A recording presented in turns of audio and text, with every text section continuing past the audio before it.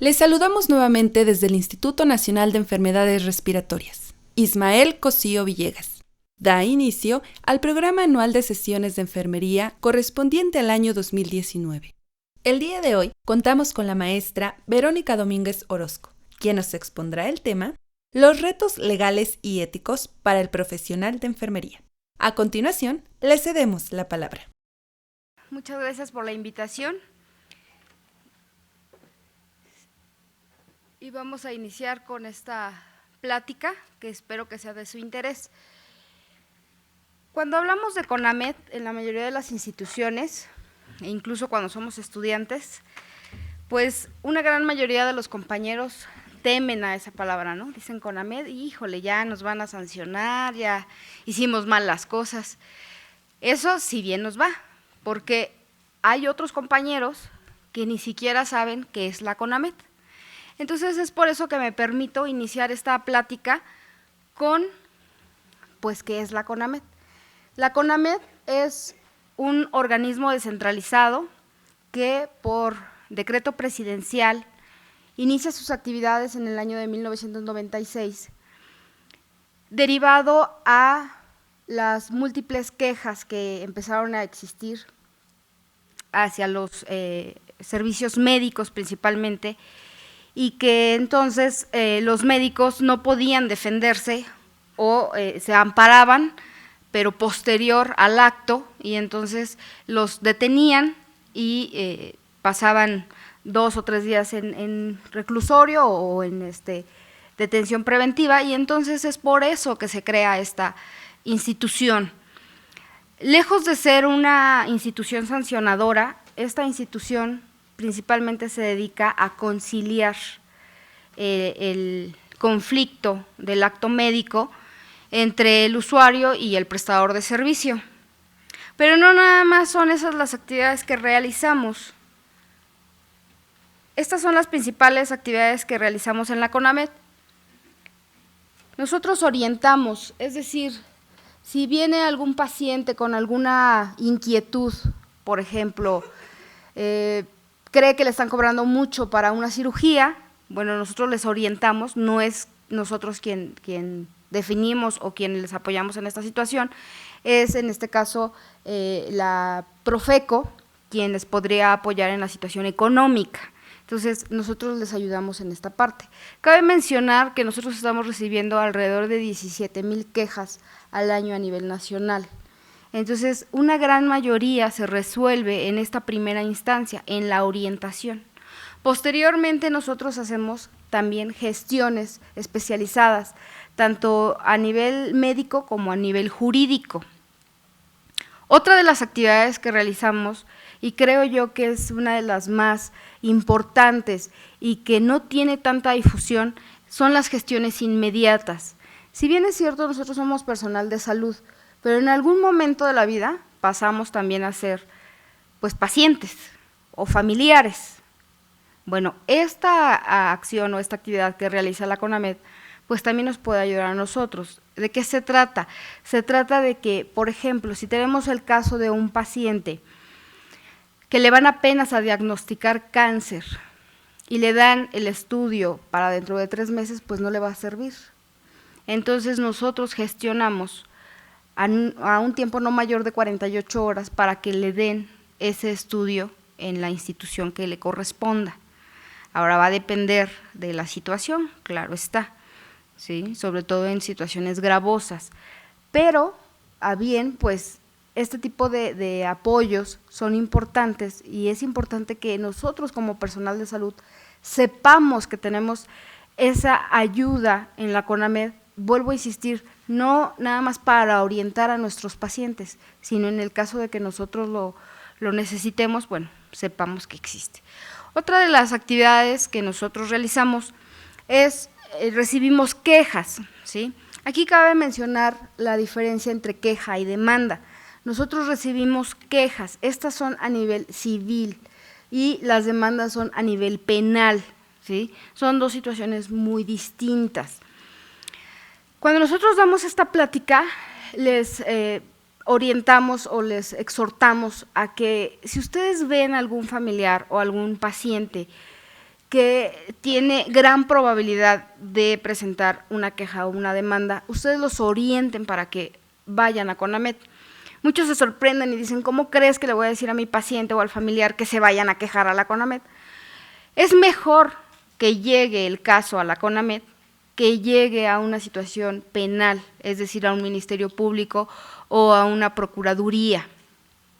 Al final, el caso va a pasar por CONAMED, sea la vía que sea, ¿sí? ¿Cuál es la diferencia? La diferencia es que en CONAMED lo primero que vamos a hacer es tratar de conciliar el problema, ¿sí? Más adelante vamos a ver por qué se derivan las quejas y el principal problema es la comunicación. Entonces, en muchas ocasiones, cuando se llega a determinar esos problemas y resarcir esa mala comunicación, se queda hasta ahí el problema. Entonces, se logra conciliar. Entonces, es mejor, insisto, que estos problemas lleguen a la CONAMED, estas situaciones lleguen a la CONAMED y que no lleguen a una situación penal.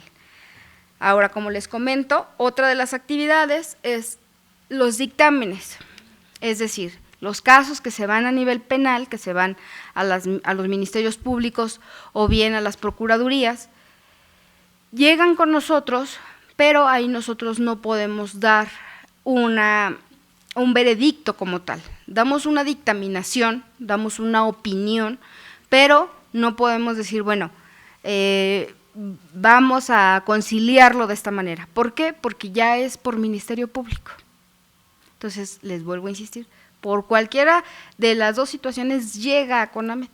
Entonces, siempre va a ser mejor que desde un principio llegue con nosotros.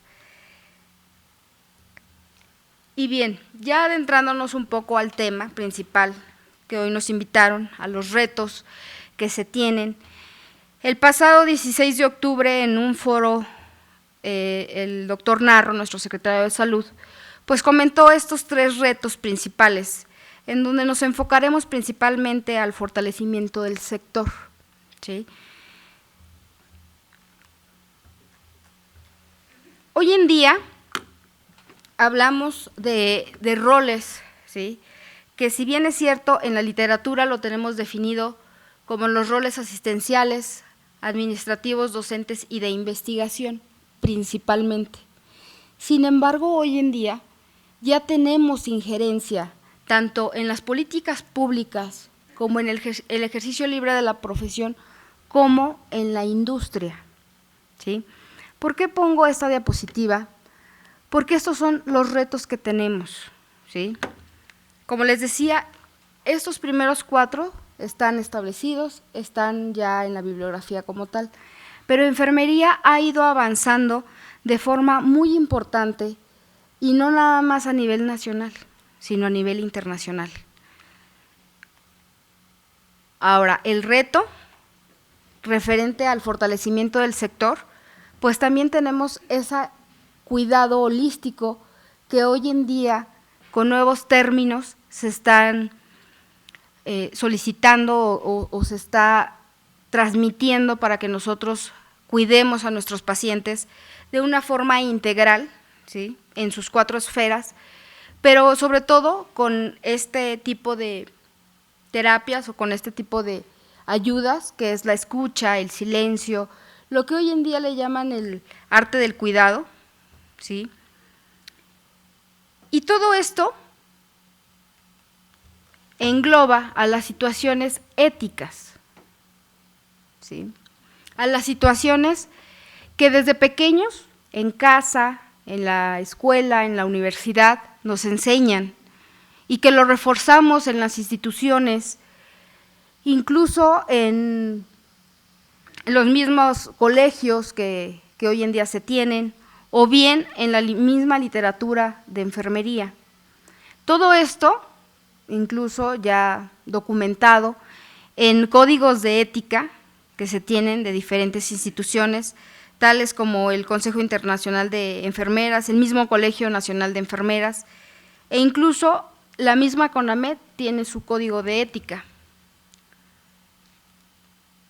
Y en todos estos documentos, en todos estos códigos de ética, versan palabras tales como calidad, lealtad, comunicación de riesgo, cuidado en el riesgo. En todos los códigos de ética versan esas palabras, ¿sí? ¿Por qué lo marco y por qué lo refiero de esta manera tan importante? Porque al final, ¿cuál es el objetivo de enfermería? Dar un cuidado de calidad y con seguridad para nuestros pacientes, ¿sí? Hablando un poco de la cuestión legislativa,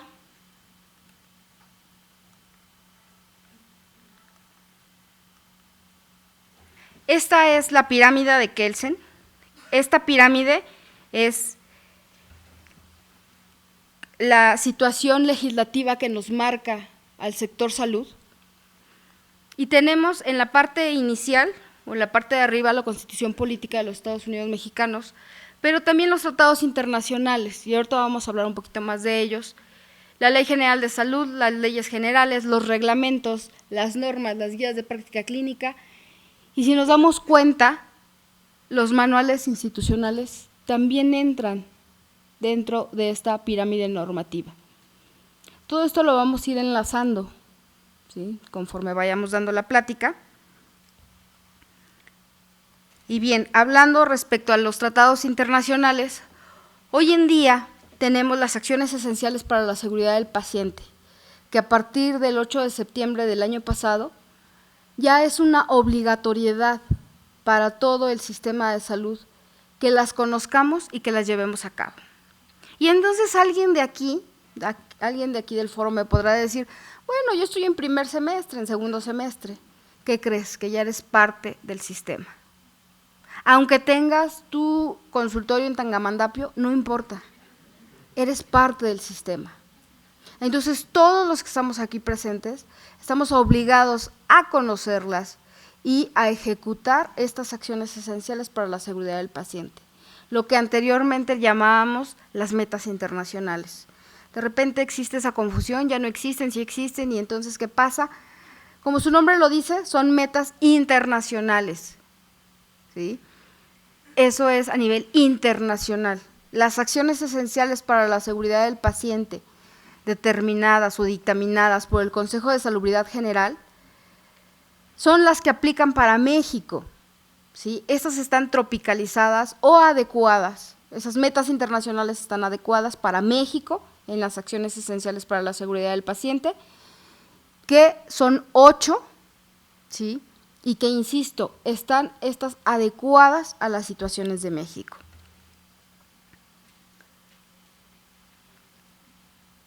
Y bueno, en la mayoría de las pláticas a las cuales me invitan, cuando la gente sabe que acudimos de CONAMED, la gran mayoría piensa pues que les vamos a hablar de puros artículos, de puras situaciones constitucionales y de puras sanciones, y pues este no es el caso.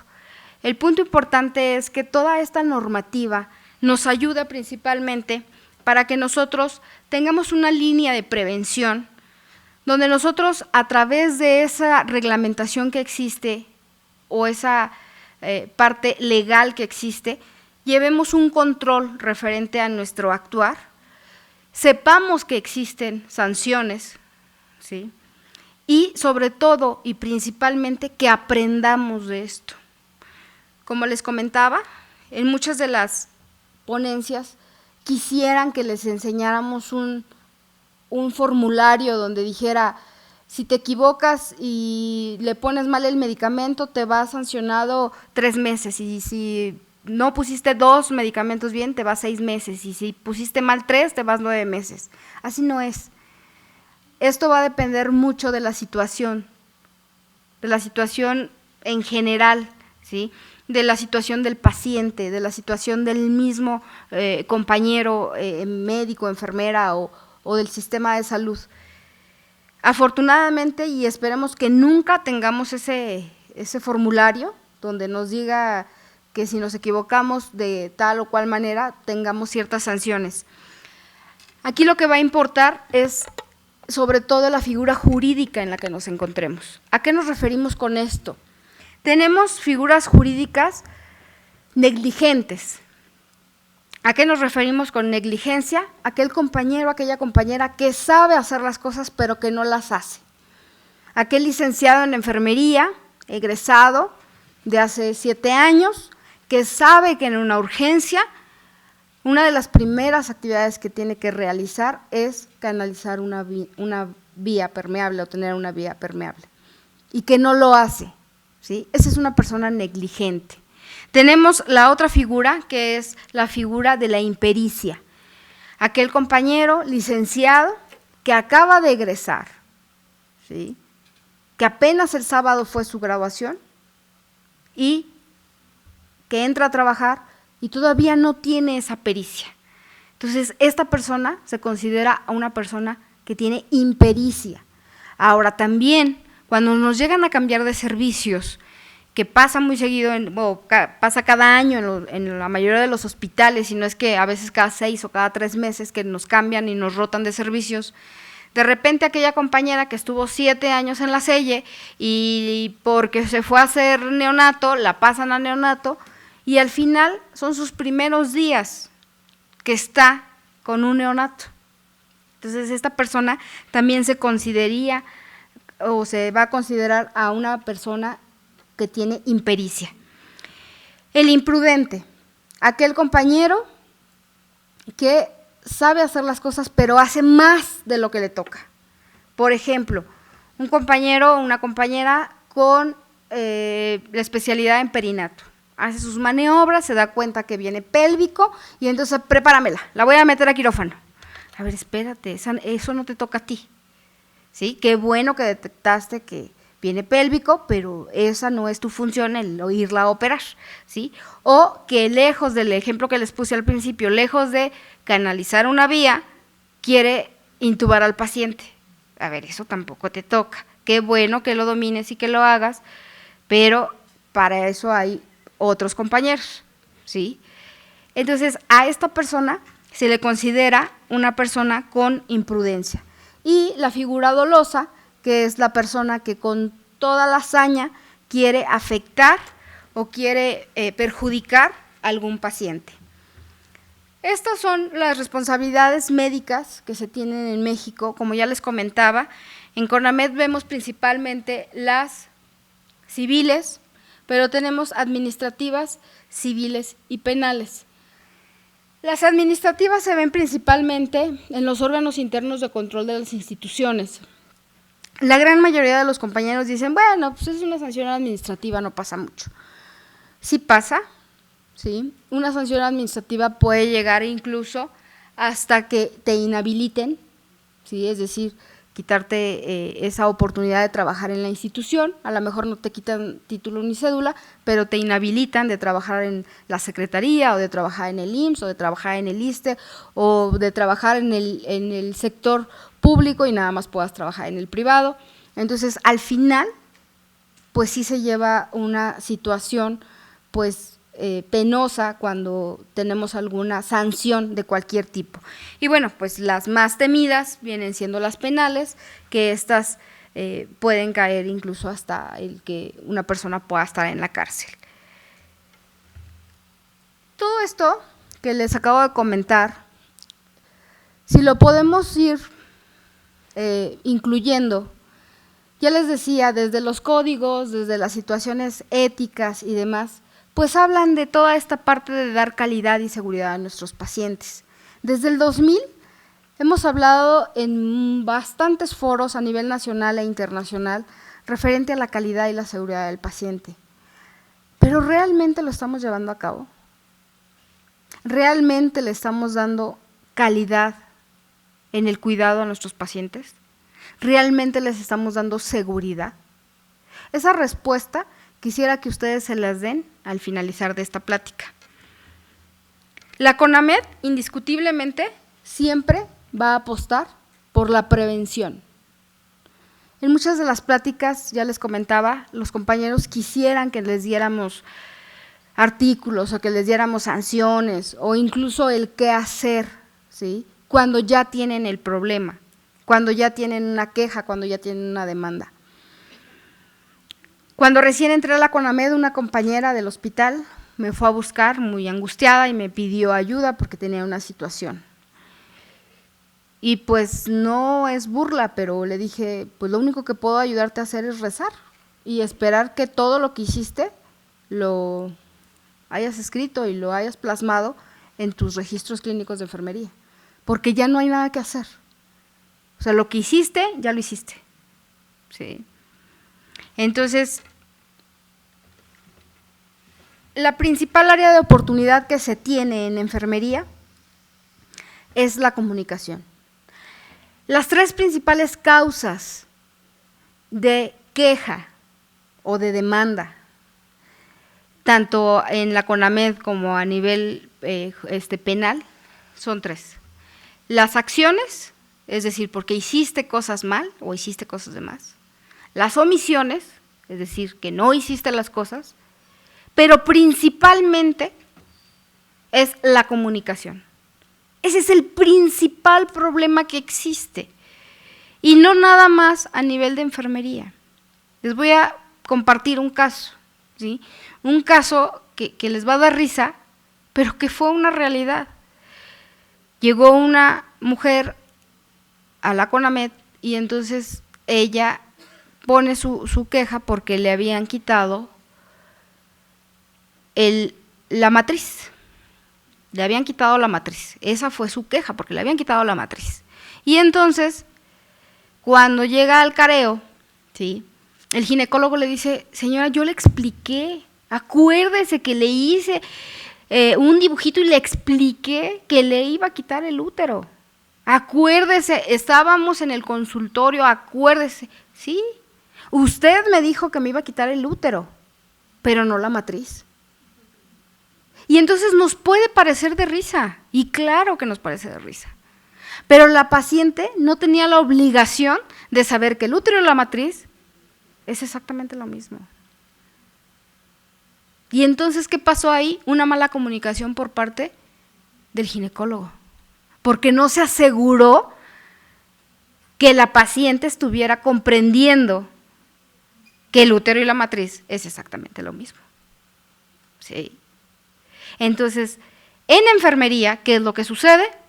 Que la mala comunicación que estamos teniendo es verbal, sí, pero sobre todo la escrita. ¿Por qué? Porque hacemos 1001 cosas, pero ¿qué creen? Que no anotamos nada. Nada. Sí. Entonces, este es realmente nuestro foco rojo que tenemos en los registros clínicos de enfermería. Y este es un reto para fortalecer el sector.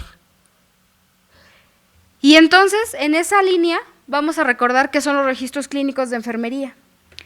Estos son una fuente de información donde nos ayudan a evidenciar nuestra actividad. Es una forma de comunicarnos con los demás, pero también con nosotros mismos.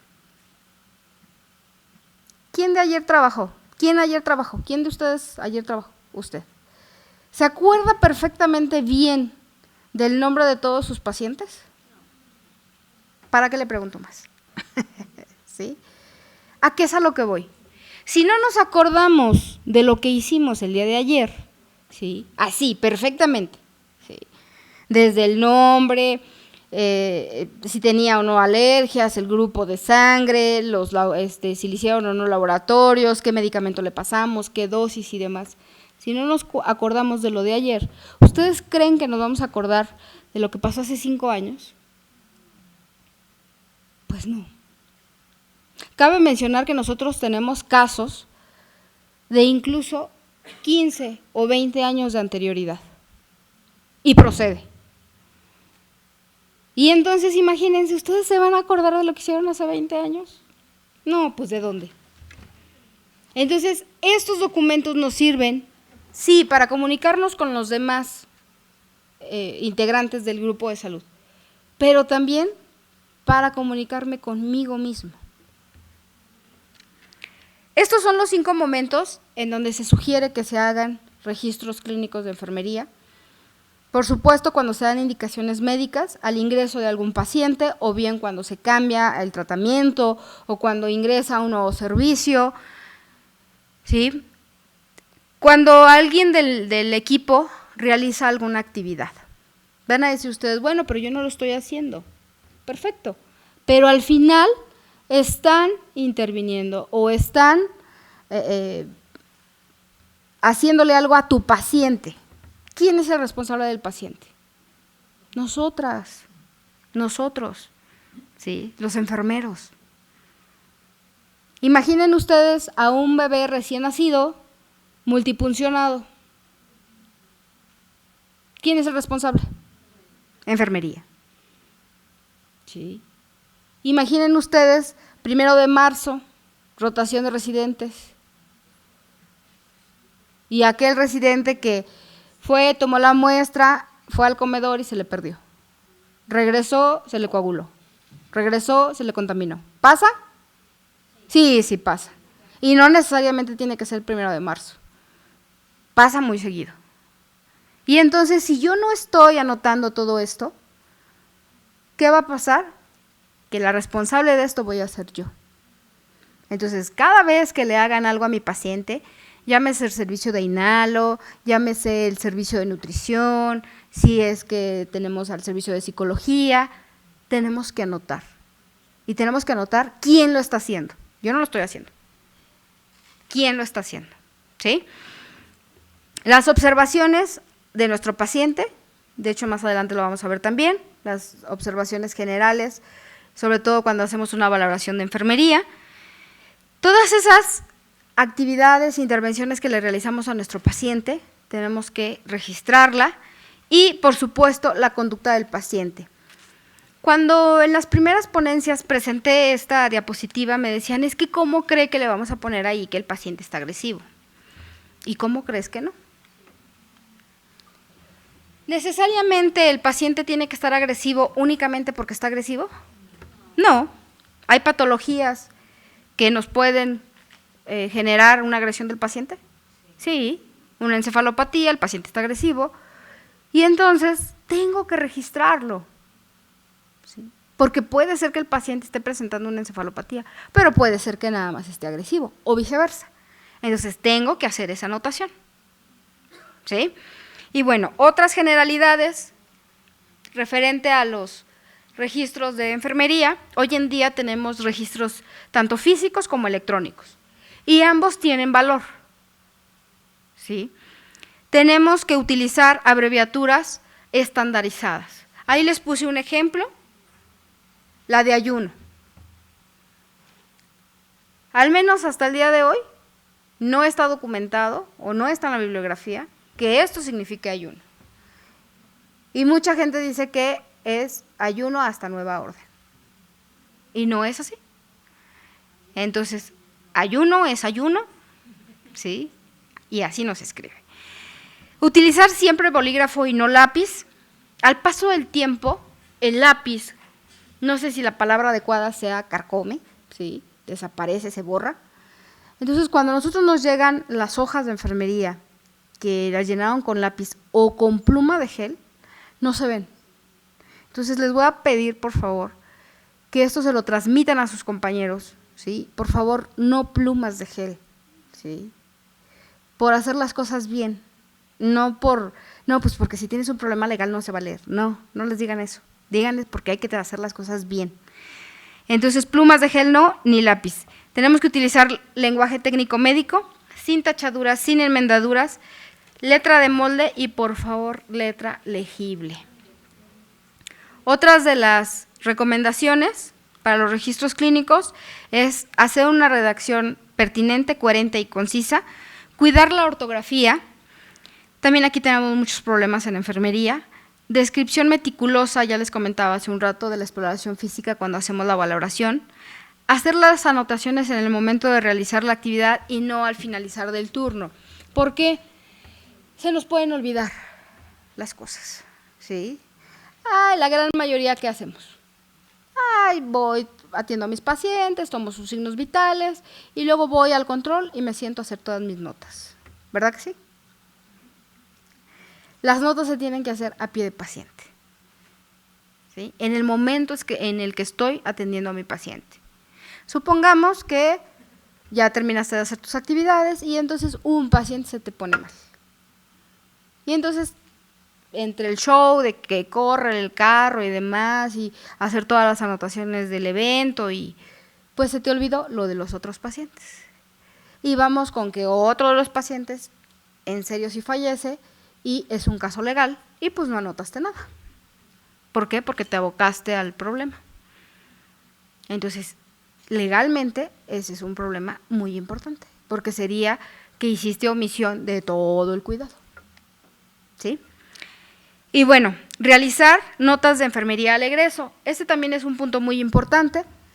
Hoy en día tenemos los planes de alta, maravillosos, pero la gran mayoría de las instituciones lo que está haciendo es entregando ese plan de alta al paciente o al familiar. ¿Y dónde queda la evidencia de lo que nosotros estamos haciendo? No hace mucho tiempo nos llegó una paciente con dehiscencia de herida y entonces ella nos dijo, es que a mí nunca me dijeron que me quitara el apósito, ¿sí? Y entonces la paciente se estuvo bañando porque le dijeron que se bañara, ¿sí? Pero nunca se quitó la venda y nunca se quitó el apósito, ¿sí? Entonces todo estaba todo húmedo, estaba, pues, o sea, imagínense cómo estaba. Entonces tuvo una dehiscencia y entonces muchos de aquí van a decir, es que es obvio, ¿no? Sí, es obvio, de verdad es obvio. Cuando los pacientes se ven la cirugía o se ven la cicatriz y hasta le hacen así para, ¿no? O sea, lo destapamos y ¿qué hacen? O sea, se voltean porque no quieren ver. ¿Estamos de acuerdo o no? Y entonces, si nadie le explicó que se tenía que quitar la venda y que se te tenía que quitar el apósito y lavarse bien la herida, ¿sí? Todo eso, ¿qué pasa? ¿Sí se los decimos? Sí, sí se los decimos. Y nos pasamos a veces hasta 15 minutos o más tiempo diciéndoles todo lo que tienen que hacer y dándoles la bendición de que ya se van. ¿Sí o no? ¿Y dónde lo escribimos? ¿En dónde está la evidencia? Entonces, es importante en los registros clínicos de enfermería poner toda esa evidencia de todo esto que estamos haciendo. No dejar espacios en blanco, ese también es un punto muy importante. Los espacios en blanco se consideran omisiones. Es decir, si yo no tengo el dato, le puedo poner un guión. Grupo IRH. No tengo el dato en el momento, el paciente no sabe qué grupo IRH es, entonces le voy a poner un guión. Porque si yo no le pongo un guión, pareciera que yo no le pregunté qué grupo IRH era o es. Entonces ahí sería una omisión del cuidado, ¿sí? Si ese dato, lo voy a tener posterior, ¿sí? Bueno, lo dejo así y que lo voy a poner posterior.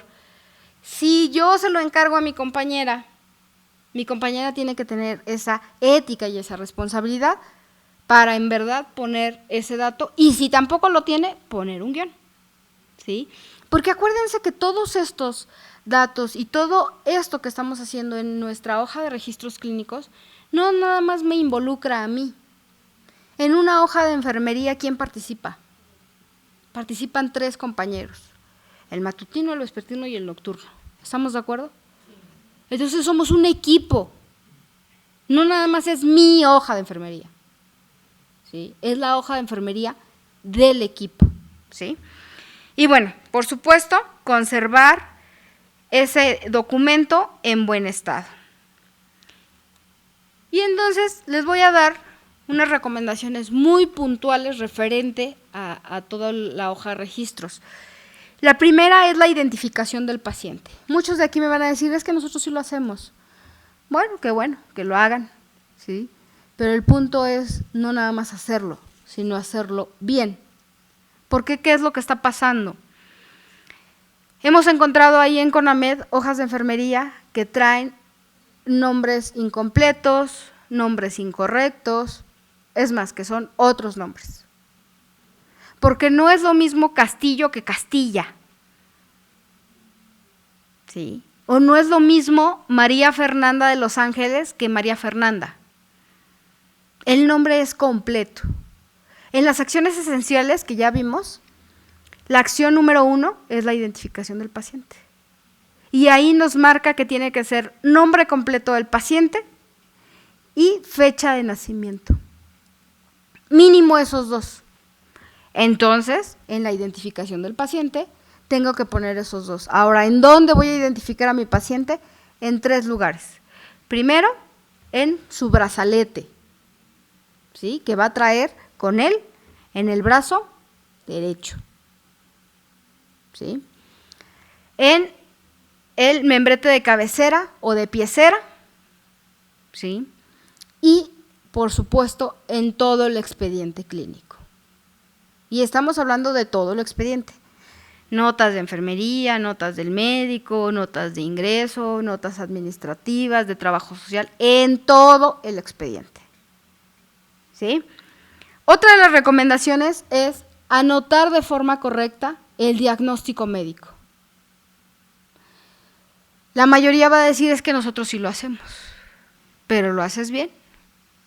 ¿Cómo lo tengo que hacer? Lo tengo que hacer sin abreviaturas y todos los diagnósticos. Ahorita lo vamos a ver un poquito más adelante. Otro de los puntos es los signos vitales. Y ahorita los vamos a ver un poquito más adentro. Aquí les comparto el ejemplo de 3 pintores mexicanos, que lo pueden googlear para que se den cuenta que no les estoy mintiendo. Esos son sus nombres reales. Es decir, si ustedes hubieran sido los enfermeros de ellos, así tendrían que haber puesto sus nombres, porque esos son sus nombres completos. Y bueno, referente al diagnóstico médico, ¿sí? Así es como hemos encontrado los diagnósticos en las hojas de enfermería, ¿sí? Incluso con pinturas rupestres. Dicen que esto es recién nacido, ¿no? Así los hemos encontrado. Y entonces, para los que están en áreas, bueno, o en áreas ginecológicas, RPM es abreviatura para ruptura precoz y ruptura prematura de membranas, para ambas. Y la profilaxis es distinta, es decir, el tratamiento es distinto. Y entonces, ¿cómo sé si la RPM era prematura o precoz? Entonces, por eso, la recomendación es poner por completo todo el diagnóstico, la palabra completa, todos los diagnósticos que pueda tener mi paciente. Porque en el caso de este bebé, no es lo mismo un recién nacido pretérmino de 32 semanas de gestación, ¿sí? O sea, si nada más tiene esto, bueno, le voy a dar un tratamiento. Pero si ya estamos viendo que tiene aunada una sepsis temprana, el tratamiento va a ser otro. E incluso los cuidados que yo voy a tener como enfermera va a ser otro.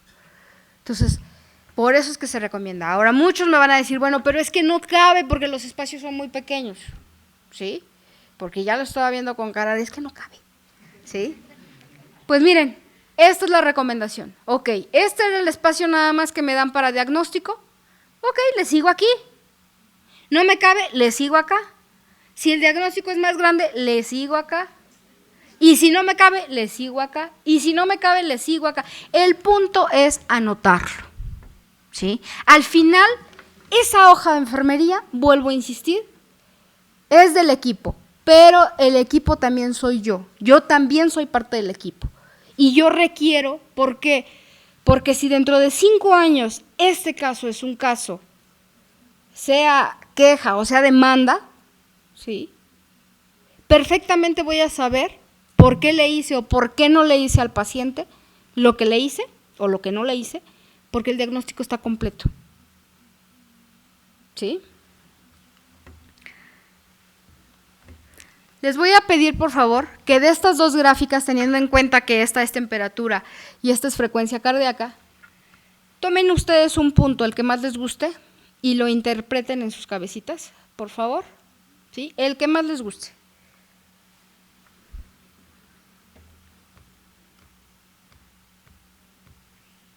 ¿Listo? Ok. Sin que levanten la mano y sin que digan sí, no, ni nada, para no evidenciar a nadie, ¿quién de ustedes puso en su cabecita la unidad de medida? Yo les puedo asegurar que muy pocos. E incluso me atrevería a decir que ninguno. La mayoría puso nada más el 37 en su cabecita o el 37.6 y nada más. Y la unidad de medida no. ¿Y se acuerdan? Su clase de tercero de primaria, donde nos decían 3 pelotas más 2 trompos igual a 5 juguetes. Y si no le ponías la palabra juguetes, la tenías mal. ¿Se acuerdan? Tercero de primaria. Y durante la carrera, el por minutos y por minuto. ¿En qué momento de la carrera nos dijeron, cuando llegues a ser asistencial, ya no lo vas a poner? No te preocupes. Nada más es durante la carrera. ¿Sí? Hemos revisado más de 4,000 expedientes. Y ni en ninguno, en ni uno solo, aparecen las unidades de medida. Es una situación gravosa. ¿Sí? Porque muchos de aquí me pueden decir, ay, es obvio que es por minuto. A lo mejor para nosotras es obvio, pero para un juez no. Un juez va a decir, tenía que 93 por hora, no, pues ya estaba boqueando, ¿no? Podría ser, ¿sí? Eso por un lado. Ahora, fíjense, sobre todo este punto, ¿sí? Muchos de aquí pudieron haber pensado que era 37.9. ¿Estamos de acuerdo? ¿Y es válido? Sí. ¿Por qué? Porque en la escuela nadie nos dijeron, pones un punto, pero nadie nos dijo si se leía en medio del punto, arriba del punto, abajo del punto. ¿Estamos de acuerdo? Y tenemos compañeras que tienen pluma Bic con punto extra fino y así le sale el puntito, ¿no? Pero tenemos aquellas compañeras que sacan su compás y hacen su bolita y luego sacan sus crayones y lo llenan. ¿Estamos de acuerdo, no? Y entonces, ¿no podría ser que incluso yo misma, dentro de 5 años, pueda decir, ah, caray, ¿era 37.9? ¿O era 37.8? ¿O era 37.6? ¿O qué era? ¿Sí? ¿O no traes lentes? ¿No? Entonces, ¿cuál es la recomendación? La recomendación es seguir graficando, sí, pero poner los números con la unidad de medida. No me cabe, porque le tengo que tomar los signos horarios, ¿ok? Pues ponlo hacia arriba o hacia abajo. El punto es que pongas el número para que tanto tú lo leas de forma adecuada a la siguiente hora, mañana, dentro de una semana, dentro de un mes o dentro de 5 años, pero que lo leas de forma correcta. Y no nada más tú, sino todo tu equipo de trabajo. ¿Sí? Otra de las recomendaciones es referente a la somatometría. ¿Qué es lo que está pasando de igual manera? No ponen pesos, no ponen tallas. Hemos tenido en las manos expedientes de pacientes en general, ¿sí? Porque muchos de aquí van a decir, bueno, es que en pediátricos es más importante. ¿El peso es importante en los pediátricos? Sí. Más importante, no. En todos los pacientes es importante. Porque los compañeros que estén con pacientes oncológicos me van a decir, es que en los oncológicos es más importante. Y quien esté con obstétricos me van a decir, no, es que en las obstétricas es más importante. ¿Sí? Los quirúrgicos, ya me salió acá defendiendo los quirúrgicos. ¿Sí? ¿A qué es a lo que voy? En todos y cada uno de nuestros pacientes es importante la somatometría. ¿Sí? ¿Y qué está pasando? Ya no lo ponen. He tenido expedientes en las manos de pacientes que están 28, 30, 35 días y no tienen el peso y la talla. O bien tienen el peso y la talla inicial y todo el tiempo tuvieron el mismo peso y talla. ¿Eso es verdad? Claro que no. Quienes somos asistenciales sabemos que eso no es verdad. Sabemos que el paciente o sube o baja de peso, ¿sí? Pero que se quede estático, no es cierto. Ahora, hay varias formas de obtener el peso. La primera es pesando yo propiamente a mi paciente y anotando el peso, por supuesto, o la talla, ¿sí? Principalmente el peso, estamos hablando del peso principalmente. Otra de las maneras es preguntándole de forma directa al paciente. ¿Sabe usted cuánto pesa? Aquí, ¿cuál es el punto importante? Hacer el registro, que el peso me lo está refiriendo el paciente. Al final me va a dar mayor oportunidad el tener un dato más certero o un dato más fidedigno, ¿sí?, a no tener nada. Porque el peso también me va a ayudar para calcular líquidos, para calcular medicamentos, ¿sí? Entonces, esa es la segunda manera de poder obtener el peso. La tercera, preguntándole al familiar, ¿sí? En algún paciente que llegue a lo mejor inconsciente o en algún paciente pediátrico, le preguntamos al familiar. Y la cuarta manera es yo poniendo un peso aproximado, ¿sí? Vuelvo a insistir, al final esto me va a ayudar más que el tener nada, ¿sí? Otra de las recomendaciones es referente a la fórmula de la dieta y los líquidos orales. ¿Qué está pasando? Que no estamos evolucionando las dietas. ¿Por qué? Tenemos indicaciones de ayuno a las 8 horas dieta líquida y pasan más de 80 horas y el paciente sigue en ayuno. ¿Sí? Entonces no estamos teniendo ese cuidado de evolucionar esas dietas. En la descripción, ¿qué es lo que está sucediendo? Que les ponemos exactamente lo mismo a todos los pacientes del piso. Imaginen ustedes que dieron hoy bistec, jugo, chayote, zanahorias y 2 tortillas. Y a todos los pacientes les ponemos bistec, jugo, chayote, zanahorias y tortillas. Y el paciente no tiene dientes y nada más chopeó las tortillas en el agua. Y le pones que también se comió el bistec. ¿Sí? Y entonces, ¿qué está pasando? Que mi paciente está bajando de peso porque no está comiendo de forma adecuada, ¿sí? Y yo sigo poniendo como si el paciente hubiera comido. Pasa muy común en Semana Santa. En la gran mayoría de las instituciones dan pescado o atún. Y muchos de nuestros pacientes no les gusta o no han comido pescado en su vida, porque pasa. Y entonces no nada más les dan jueves, viernes, también por festejo les dan sábado y domingo. ¿Sí? Y entonces mi paciente no comió todos esos 4 días. Y yo le puse como si hubiera comido. Entonces la recomendación es anotar muy claramente, y si se puede preferentemente en gramos o en mililitros, ponerlo. Es decir, si yo sé más o menos que una pieza de pollo, más o menos, son 100 gramos, más o menos, y se comió la mitad, pues ponerle 50 gramos. Al final tengo que hacer un control de líquidos, que ahorita vamos a hablar de ello. Y entonces esto me va a servir más que poner en un control de líquidos 300 mililitros más una pieza de pollo, ¿verdad? Y bien, referente al ayuno, ¿qué es lo que hemos estado observando? Que no estamos anotándolo ni el tiempo que tiene de ayuno, ¿sí?, ni qué fue lo último que comió o tomó nuestro paciente en su última alimento, ¿sí? ¿Es importante? Sí, sí es importante. Porque podemos tener un paciente que nos diga que tiene 1 hora de ayuno y otro que nos diga que tiene 4 horas de ayuno. Y entonces nosotros decir, bueno, pues entonces paso al que tiene 4 horas de ayuno, ¿verdad? ¿Sí o no? ¿Y si ese paciente se comió 4 platos de pozole? Y el otro nada más tomó un vaso de agua. Entonces, por eso es muy importante dejar registrado qué fue lo último que comió mi paciente. Otra de las recomendaciones es referente a los elementos sanguíneos, porque ya no estamos anotándolo, ¿sí? Esto también nos lo enseñaron en la escuela, en la universidad, y ya no se está realizando.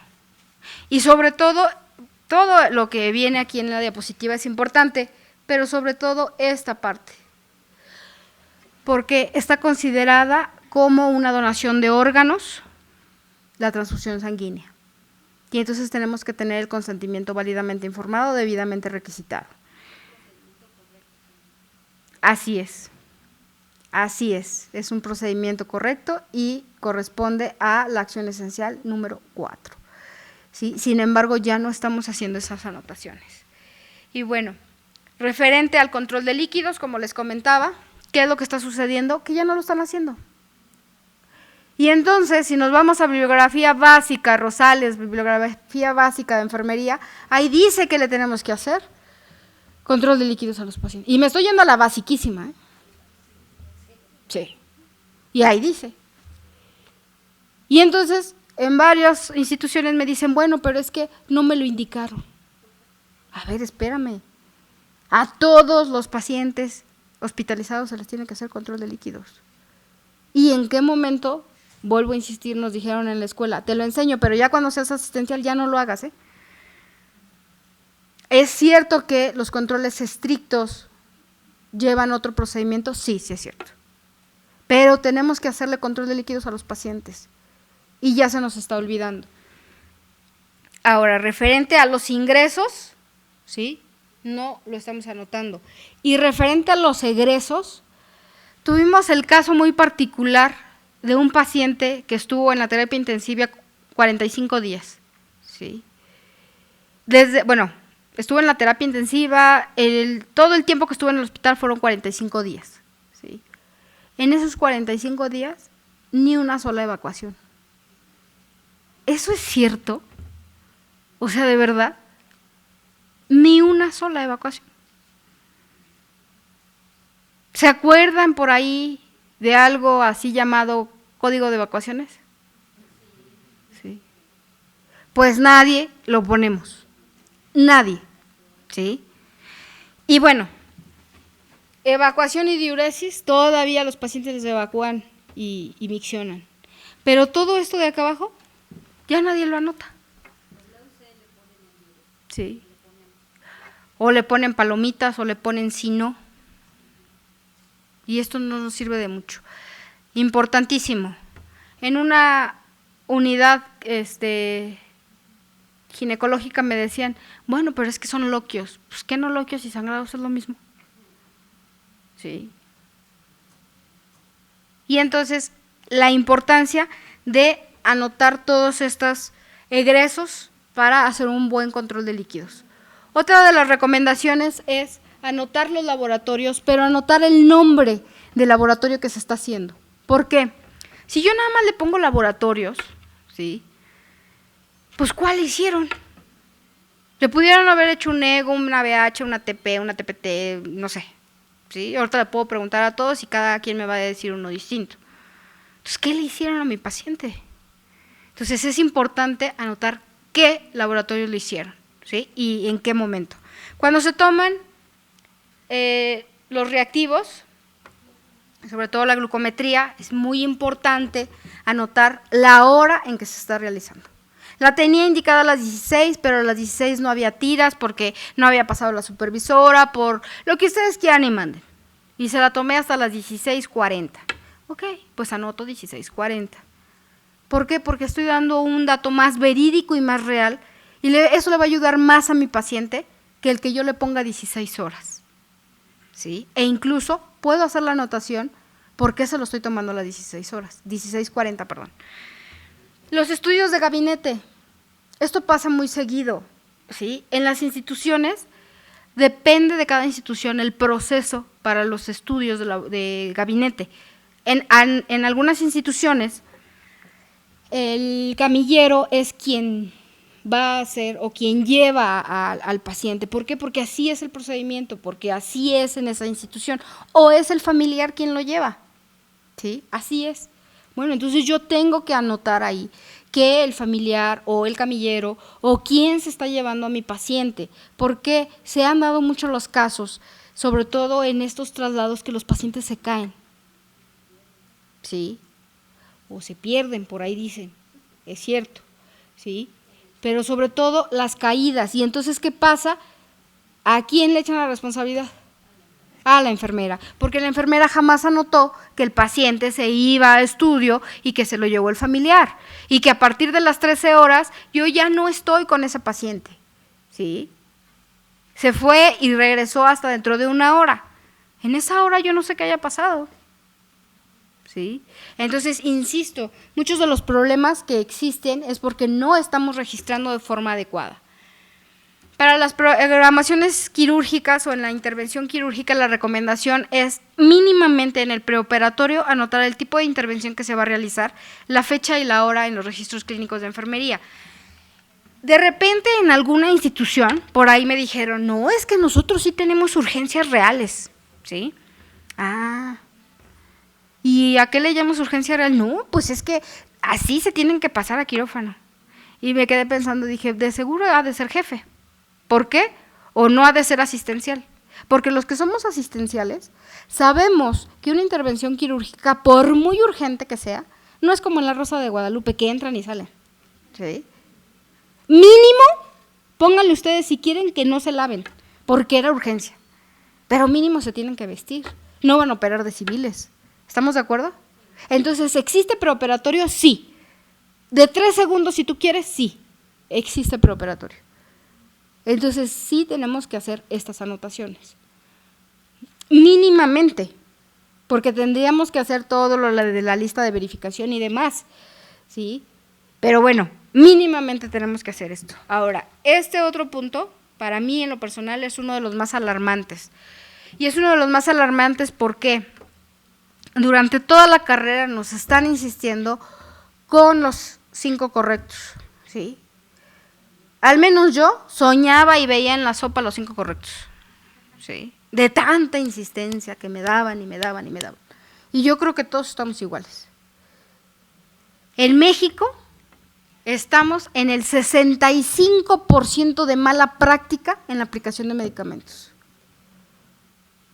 Es alarmante, es muy alarmante, porque realmente no estamos teniendo esos cuidados, ¿sí? Y retomando la tarea que les dejé para el finalizar de la plática, ¿realmente le estamos dando seguridad y calidad a nuestros pacientes? Aquí podemos comprobar, pues, que dista mucho de eso, ¿sí? Otra de las recomendaciones es referente a esos tratamientos muy puntuales que nos están solicitando los médicos o bien que nosotros estamos dando y que no estamos anotando. Como por ejemplo, cuando nos llegan a solicitar a lo mejor en un trauma de mano y nos solicitan que le hagamos movilidad de dedos, se lo hacemos, pero no lo registramos. O una toalla testigo, se la ponemos, pero no lo estamos registrando. Entonces, todas esas actividades muy específicas, intervenciones que nos están solicitando, tenemos que registrarla. Otro de los puntos, y este es, digo, si me alarma lo de los medicamentos, esta de verdad me da así una situación de pena, de verdad. ¿Por qué? Porque no estamos haciendo de forma adecuada el proceso enfermero. En los registros clínicos de enfermería de los expedientes que tenemos en la CONAMED, seguimos poniendo en la evaluación pasa paciente consciente sonriente al siguiente turno. Sí. Cuando la evaluación tiene que ser referente al diagnóstico que hicimos. Ejemplo, si hicimos un diagnóstico de estreñimiento, en la evaluación tengo que ver si evacuó o no evacuó. ¿Sí? Y no necesariamente tiene que ser o es bueno o malo si evacuó o no evacuó. Porque tenemos que tener esa idea de que el paciente no es un robot como para decir, bueno, como te voy a hacer un diagnóstico de estreñimiento, tienes que evacuar, Si no, a ver qué te hago. Porque esto es un chip, ¿no? No. Al final yo ya le hice los cuidados, al final yo ya le hice todas las intervenciones para que mi paciente mejore ese peristaltismo y mejore en cuestión de que ya no está estreñido. Sí. Y vuelvo a insistir, seguimos poniendo frases como pasa paciente consciente, sonriente, el siguiente turno. Entonces, pues este no es el punto. Otra de las recomendaciones es referente a anotar quién está cuidando al paciente o quién le dio los cuidados, ¿sí? Seguimos poniendo únicamente el nombre o el apellido, ¿sí? O las iniciales, ¿sí? En el mejor de los casos, porque hemos encontrado hojas de enfermería donde dice la chachis, ¿sí? Atendido por la chachis, O sea, de verdad. Digo, y no me lo van a creer, ¿eh? Pero hemos encontrado hojas de enfermería así. Entonces, la recomendación es poner grado académico, nombre completo, cédula y firma, ¿sí? Eso en cuestión de la compañera que está dando la atención, ¿sí? Pero también de la supervisión. Más adelante les voy a compartir, de hecho es la siguiente diapositiva. Bueno, es la siguiente. Nosotros hicimos un estudio, ¿sí?, en la CONAMED, y ya les decía que hemos revisado más de 4,000 expedientes, y en ningún expediente hemos encontrado firma de supervisión, ¿sí? Entonces esto también es alarmante. Y de esos 4,000 expedientes, estamos más o menos como en el 98% de mala práctica, es decir, nada más el 2% ponen de forma adecuada el nombre de la enfermera que cuidó al paciente, ¿sí? Entonces, pues son cifras pues alarmantes, muy alarmantes. Otra de las recomendaciones, y ya estoy casi terminando, es el evidenciar la falta de material y de insumos y de mobiliario. En muchas de las instituciones me dicen, no, es que ¿cómo crees voy a evidenciar a mi jefa de enfermeras? O ¿cómo crees que voy a evidenciar a mi director tanto que lo quiero? No se trata de eso. Se trata de comprender que tenemos situaciones institucionales y tenemos situaciones personales. Las situaciones personales es lo que hago yo. Las situaciones institucionales es lo que la institución no me está dando, ¿sí?, para trabajar. Y no necesariamente es culpa ni del director, ni de la jefa de enfermeras, ni de la supervisora. En muchas ocasiones tiene que ver con los presupuestos nacionales, ¿sí? Entonces sí tengo yo que anotar que no tengo a lo mejor báscula, lo que platicábamos hace rato, que a lo mejor no me están dando jabón quirúrgico, supongamos, si es una dehiscencia de herida, pues me tengo que estar yo lavando las manos, ¿no? ¿Es importante que tengamos jabón? Pues sí, en ese caso muy específico de la dehiscencia, ¿sí? Si es un paciente que está de prealta, pues ya no le voy a poner que no tengo jabón, finalmente está de prealta, ¿sí me estoy dando a entender? Ahora, muy importante, por ejemplo, en los casos quirúrgicos, donde me están pidiendo un Vicryl del 0, pero nada más tengo Vicryl del 1. Ok, estamos subsanando la situación y el cirujano lo está aceptando, pero al final no es lo idóneo. Entonces, ¿qué es lo que tengo que hacer? Me solicitan Vicryl del 1, se pasa Vicryl del 0 y estoy evidenciando que, bueno, pues no había, se está subsanando, pero al final lo idóneo no existía, ¿sí? Otro de los puntos, y ya también lo hablamos, es referente a la queja, ¿sí? Estos puntos son como unos puntos muy quisquillosos de repente, porque los compañeros dicen, mira, entonces ahora sí, a partir de mañana voy a poner ahí que la compañera fulana de tal no hace bien las cosas. A ver, no es chisme, ¿sí? Es un reporte, ¿sí? Y el reporte tal cual, tenemos que acostumbrarnos a esa cultura de reporte, donde yo voy a poner, ¿sí?, muy concisamente qué es lo que sucedió. Puedo poner que el paciente refiere molestia con el anterior turno, punto. No estoy poniendo ni por qué, ni quién, ni nada, ¿sí? Chisme es poner, el paciente refiere que Carmelita se fue a cenar 2 horas y se fue a comprar una gordita de chicharrón con doble salsa y 2 cocas y no le dio nada, ¿no? Eso es chisme, eso se lo digo a la supervisora, ¿sí? Pero yo en la hoja voy a poner únicamente ese reporte. ¿Para qué nos sirve o por qué se está dando esta recomendación? Porque también tenemos el otro extremo, pacientes quejosos. Y entonces, si nosotros vemos en la CONAMED un expediente que en más de 5 turnos el paciente refiere queja, pues es el paciente, ¿no?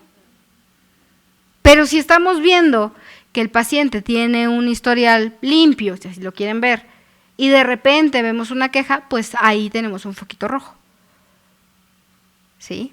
Entonces, es por eso que se está dando esta recomendación. Y una de las más importantes también no son los eventos adversos. Si bien es cierto, hoy en día, y ya desde hace varios años tenemos una plataforma ¿sí? Que a partir del año pasado, con lo de las acciones esenciales, se ha intensificado esta situación del reporte en plataforma, es importante también dejarlo registrado en las hojas de enfermería, porque al final, en una situación, vuelvo a insistir, legal o no, ¿sí? De queja o de demanda, va a ser más fácil poderlo encontrar en el expediente que solicitar que nos traigan, que entremos a la plataforma y demás, ¿sí? O que nos traigan las libretas, porque de repente en algunas instituciones dicen, bueno, es que nosotros tenemos nuestra libreta de reportes. Bueno, perfecto, pero al final en una situación, a veces ya ni encontramos las libretas, ¿sí? A veces las libretas de hace 5 años pues ya desaparecieron por el último diluvio o porque, no sé, se cambiaron el archivo de lugar y ya desapareció. Entonces se cayó el techo del lugar, o sea, pasan 1000 y un cosas, ¿sí? Entonces es por eso que se está dando esa recomendación. Y como ya les decía, es compartirles. En el 2011 se hizo un estudio inicial donde se revisaron 100 expedientes de queja médica al interior de la CONAMED, en donde salieron 198 actividades, ¿sí? Que realiza enfermería. De esas 198, nos dimos cuenta que 40 coincidía que eran en todas las instituciones de salud nacionales, en todos los turnos, en todo momento, en todo lugar y para todos los pacientes, 40, ¿sí? Después se volvieron a revisar otros 100 expedientes y nos dimos cuenta que ni un solo expediente cumplía con estos 40. Estos 40 puntos son los que les acabo de dar. Puntos básicos como identificación del paciente, signos vitales y todo lo que les platiqué, ¿sí? Control de líquidos, evacuación, diuresis, todos esos, ¿sí? Y en ninguno solo. Yo aquí, hoy, no les vine a presentar el hilo negro, ¿eh? Todo eso ya lo dominan y ya lo saben, ¿sí? ¿Cuál es el problema? Que no lo estamos haciendo y no lo estamos haciendo de forma adecuada. La CONAMED no nada más se quedó con esa información y dijo, bueno, pues qué padre que todo lo hacen mal y hasta ahí se queda. Nosotros estamos dando capacitación y sobre todo estamos dando un curso taller para jefes de servicio, ¿sí? Cabe mencionar que la mayoría de las instituciones estamos muy por debajo del 30% de hacer las cosas bien, ¿sí? Hacemos más cosas mal, el 70%, que las cosas bien. Después de esta intervención educativa hemos logrado el cambio, ¿sí? ¿Y por qué les vine a hablar de todo esto o por qué vine a aterrizar esto cuando el tema era ética, ¿sí? Y los retos que se tienen? Porque este es un reto. Este es un reto que tenemos desde que iniciamos la carrera. Este es un reto que tenemos y que no debería de ser. En alguna institución me dijeron, pues es que estamos tan mal que CONAMED tiene que venir a decirnos. Pues sí, deberíamos de estar haciendo otras cosas y no recordando lo que nos enseñaron en la escuela, porque vuelvo a insistir, todo esto nos lo enseñaron en la escuela, pero no lo estamos haciendo bien, ¿sí? Entonces, si buscamos resultados distintos, no hagamos siempre lo mismo. Muchas gracias.